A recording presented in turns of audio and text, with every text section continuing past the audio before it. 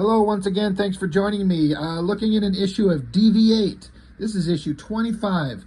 I'm almost certain I have not looked at anything of this DV8 series because I could not care less, not interested, not in the slightest.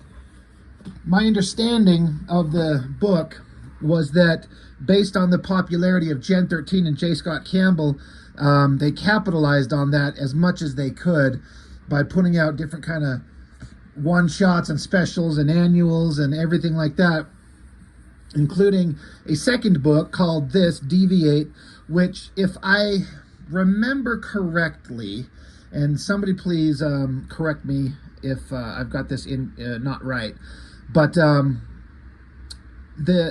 Gen 13 book was a story of the children of some of the major superheroes in the Wildstorm universe, and I believe the characters in the DV8 book were supposed to be, I think, at least in part, children of the villains of the Wildstorm universe. Does anybody know if I've got that right or wrong, or what the case may be? Never cared. I picked up, I think, the first issue, maybe the second, something like that, of this series. Wasn't for me. Didn't like it, didn't care for it. And as time has gone on, I have learned why, and it's because, as I've said, Gen 13 was only interesting because J. Scott Campbell wrote it. And with his art and his sensibilities, and combined with elements in the book that had some kind of fun, youthful energy, like, it legitimately had some fun moments. I've got almost all of them. And there's funny moments, like these kids being goofballs and having some kind of humor and that type of stuff. But that's the only thing I remember, is the humor of it combined with Campbell's incredibly, like, profoundly influential and amazing artwork. In my opinion, that's the only reason that thing was successful. DV8 had none of those things. It was not the same. That being said, it went at least 25 issues, so I guess they did something right. But I ultimately am not here to talk about the characters or the book or the story. Digging through my books, well, actually, I think I got this one in that stash of books that I got from a viewer recently. Actually, that's where this one comes from. But it gives me an opportunity to talk about an artist, Al Rio. Not here to talk about inker Trevor Scott or the writer Mike Heisler, if that's how you say his name. Not interested in the writer. Inkers, I'm always interested in the art, so the inker will be something to talk about. But Al Rio, when I see that name, when I see Al Rio, the first thing that comes to mind is J. Scott Campbell clone of the worst kind. Well, all right. That maybe to say the worst kind is not the best way to verbalize that. Because he can draw. He has some skill, like substantial skill. I guess when I say the worst kind, what I mean by that is that it's so blatantly, painfully, horrendously obvious that he's just ripping off J. Scott Campbell. It's like, dude, get your own fucking style. You can't be this bad. Like, be you. Don't be a copy of someone else. Now, that's easier said than done. Maybe he kind of accidentally slipped into the Campbell kind of copycat thing, and that's what gave him work, where people were like, holy shit, you look exactly like that other guy. Draw like that. So he just kept going with it.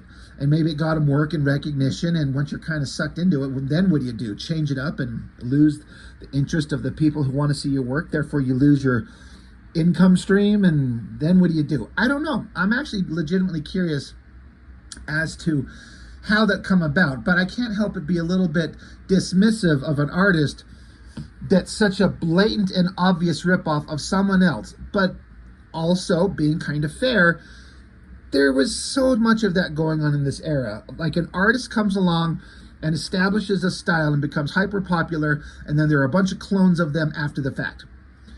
In my mind, the biggest culprit from my era and my time frame is obviously, goes without saying, Jim Lee.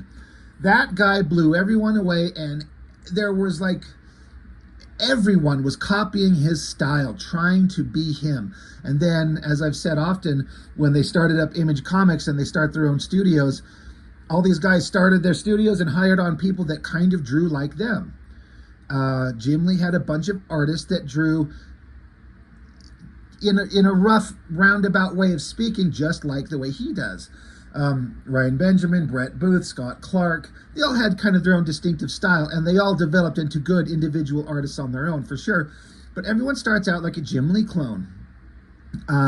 Silvestri had the same at his studio. Liefeld, we all know him. Everyone he hired drew sort of like him, meaning badly. But no one had the interest in the vibe that the originators had. No one was the Lee, Silvestri, or Liefeld. No one had the energy and interest that they did. But if they kept going and kept developing, almost all of them become good artists on their own. But all this has come back to say that J. Scott Campbell is no different. He was an innovator of style, and people copied his look. Same thing like Joe Madureira. He was another one where everyone copied him. What's his name? Roger Cruz was doing a big rip off of the Joe Mad style very blatantly. But Roger Cruz is an incredible artist these days. Like, really, really good. So, Al Rio, I don't know. For his work, all the time, for years, I'd see it. I'm like, he's just doing J. Scott Campbell, just not as good. And so I'm very dismissive of it, because anyone who's doing a copy of the style is never as good, unless you get lucky enough that they develop their own voice and their own flair and become who they are. And then it suddenly becomes a nice, interesting, new, different thing. So if I own any books with Al Rio's artwork, I feel like I might have one or two. I'm not for sure. But this one, I see Rio, I'm like, all right, well, let's go in. I was like, let's go into this and see some J. Scott Campbell ripoff artwork. And we do get it, but there's another element to it that I'm kind of surprised at. But just the color, it's kind of fine. Big, awesome action shot, good guys, hot girls, super heroic proportions. It's fine. No big deal. But as I get into it, so you got Al Rio, Trevor Scott, pencils, inks.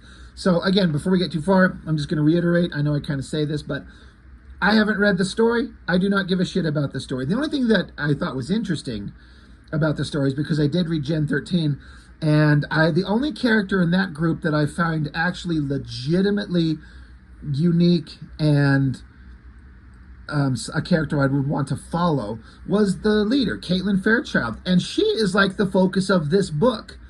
So I was like, well, wait, why is she in this? But this is obviously, I was long since done collecting Gen 13, because once J. Scott Campbell was gone, book was done. It was not interesting, and they tried so hard to keep it relevant, and they never recovered. I can't speak on the quality of the DV8 series. If somebody's out there and read it and enjoyed it and loved it, tell me. If you were kind of indifferent or hated it, let me know. But it's interesting that Caitlin Fairchild is the focus of the story, and you can see this is her kind of nerdy little wafy, mousy little version of herself, and then somehow she gets her superpowers, the Gen active element to it that made her go from like a 5 nothing to a 6 tall, super strong sex goddess, which is the exact opposite of what she ever wanted to be or thought of herself as. And so that creates kind of an interesting dynamic where she's like a brainy kind of nobody and becomes sex model. And that's the character element that I thought was interesting. But I'm like, this is her. We're focusing on her as a character in this book. Again, I did not read it. I flipped through it. I caught a couple of moments. There's one moment I thought was interesting. We'll get to it. But in terms of art, looking at this book, printed in December of '98, so quite a long time ago. Al Rio, is he still around? I was going to say I was wondering what he's doing these days, but part of me kind of has this vague thought that he passed away. If he did, I don't mean any disrespect. As always, I don't mean any disrespect to any of these people whose artwork I'm back here, shitting on and giving big critiques on. But Um, his artwork in this book specifically is an odd combination of J. Scott Campbell and Jim Lee. It's like if those two got together and had weird, gross man sex and produced a child, you got Al Rio. This is the art of someone who's doing both styles. And now, if you're really familiar with both J. Scott Campbell and Jim Lee, I would like to think that you can see what I can see. But if you're not really familiar with their work, you may not see it all. And this is the first time you've ever seen Al Rio's artwork. It's actually really good if you don't stop and think that he's just stealing stylistic cues from two greater artists. But that being said, his attention to detail, to clothing, to backgrounds, to perspective, to body language, to technology, he can draw all of that. Like, you can tell when an artist is just copying somebody's superheroic drawing style, but then they don't have the skills to draw anything else. They have no idea how to draw a cityscape with 2 or 3 point perspective, or cars, or anything. Animals, regular human people in regular clothes. This Al Rio can do it all. He's just taking the stylistic look of greater artists and just copying it and meshing them into a Jim Lee, J. Scott Campbell. Like, this face feels more Jim Lee. That one absolutely does there. That feels like just like Jim Lee. This page feels more like Jim Lee stuff to me than anything else. Speaking artistically, I'm kind of curious. Look at it. I swear, I promise you, I'm not trying to focus on Caitlin Fairchild's boobs here. I'm looking at the shirt and these little white marks that are hatched in here, or, you know, the rendering. I don't usually see inking done with white on top of the black like that.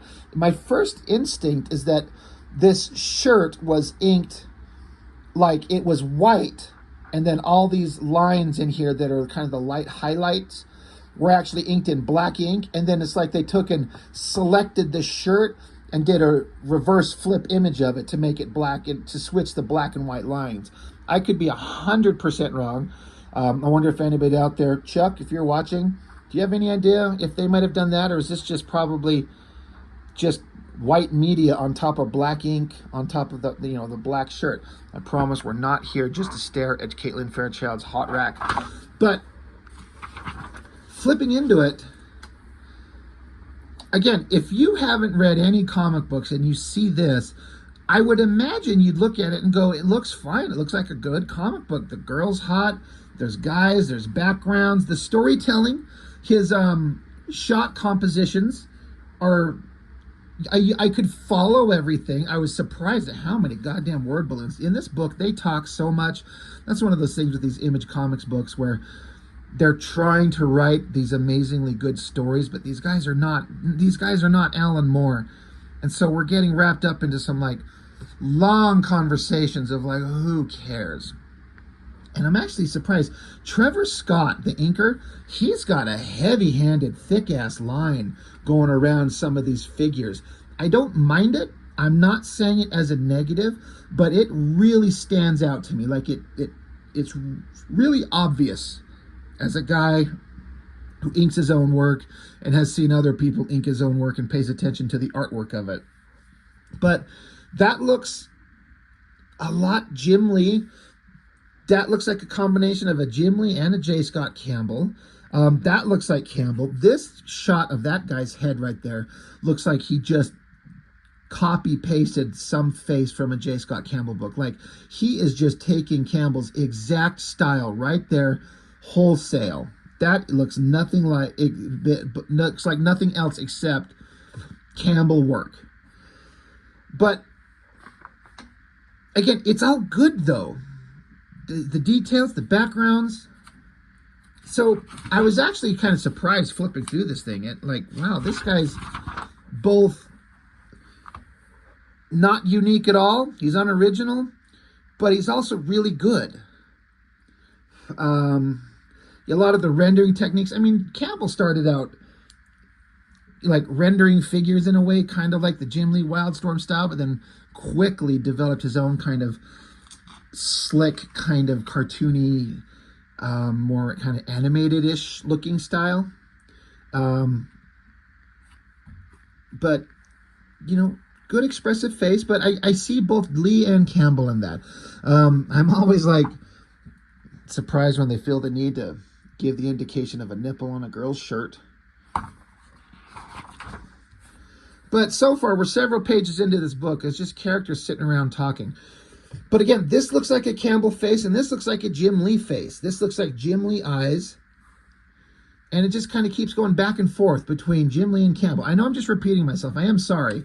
But I hope that if anybody that's watching, and a lot of you are like roughly my age often and read a lot of the same stuff, do you see what I'm seeing? And do I have it wrong? Am I exaggerating? What do you see? The one element of this book that I thought was interesting, because, again, I don't know any of these characters. This is big black guy with blonde hair and braids or whatever. His name, the fuck is his name? Frostbite. Leon Carver is a heat extractor, capable of absorbing heat from a chosen target, even the air itself, and leaving it freezing cold. Carver is currently involved with team leader Caitlin Fairchild. So Fairchild has gone from Gen 13, and she leads the DV8 crew, and she's banging the shit out of Frostbite. And it's an interesting power set for a guy to have. I mean, they give it this elaborate description. He's a heat extractor, absorbing heat, leaving it freeze. He can make ice. He can make things cold. He's Iceman without icing his body up. But he's this giant dude, huge muscular guy. And apparently he makes her hot, though. And so I'm like, Caitlin Fairchild, like the innocent little girl who doesn't know anything about sexuality because she didn't know, she never had that. She's suddenly taking her clothes off and fucking this guy. I'm like, oh, somebody took her virginity. Lucky fella. Get it. I don't get why his buzzed hair and the dreads and then a tattoo that says bite on his chest. What the fuck is that? What's with the tattoo saying bite? These were the 90s. But, so I was actually surprised. Somebody fucked Fairchild. You know what I mean? Good for them. Who wouldn't want to? But again, Jim Lee and J. Scott Cambell everywhere. It just bounces back and forth. The smiling expression face. I see both. The smile there looks like Cambell. The eyes and the hair look kind of Jim Lee. But there's sure a lot of people standing around talking. Now there's some flashback to some fight that was going on. Do not care for Caitlin Fairchild's altered costume. This one on the front where it's like fishnet and straps around her thighs and her upper arms and her wrists and her belt with like glowing studded metal bits. It's like the evil version of her. And maybe that's why she's with the DV8 team. Maybe she's struggling and she's now a bad girl. Whatever. But just kind of more of the same. This feels very Cambell. Good vehicle. Faces. I feel more Jim Lee going on here. Lot of standing, lot of talking, lot of words, lot of giant boobs. Fairchild, no wonder this guy's into you. Who wouldn't be? Then a big splash page of some shot of everyone fighting.